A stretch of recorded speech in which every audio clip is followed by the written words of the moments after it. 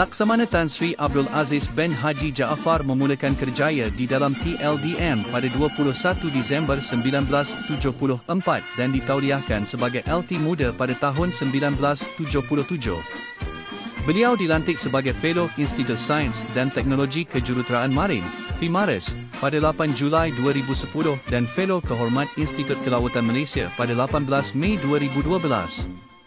PTL yang pertama dianugerahkan 4 bintang dan pingat iaitu Bintang Jalasena Utama, Indonesia, 2009, Knight Grand Cross of the Most Noble Order of the Crown of Thailand 2010, Order of Legion d'Honneur, Perancis, 2010 dan The Legion of Merit, Degree of Commander, Amerika Syarikat 2010.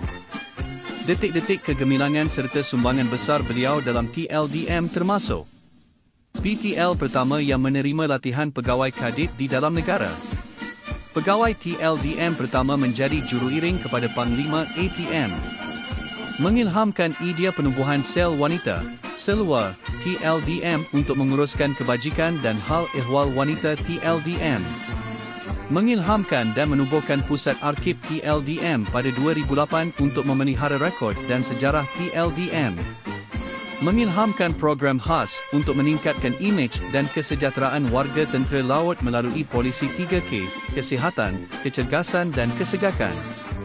Mengemudi TLDM menjadi juara kejohanan sukan antara perkhidmatan selama 6 tahun berturut-turut sejak tahun 2008. Mengilhamkan Chief of Navies Roundtable KS, CNRT, semasa pameran 5 2011 hingga ianya dijadikan model oleh Tentera Darat Malaysia, TDM, dan Tentera Udara Diraja Malaysia, TUDM.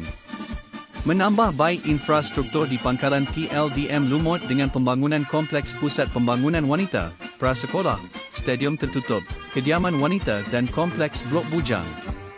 Mengilhamkan daftar pegawai dan pesara pegawai TLDM pada 1 April 2011 dan daftar anggota dan pesara LLP pada 27 April 2013.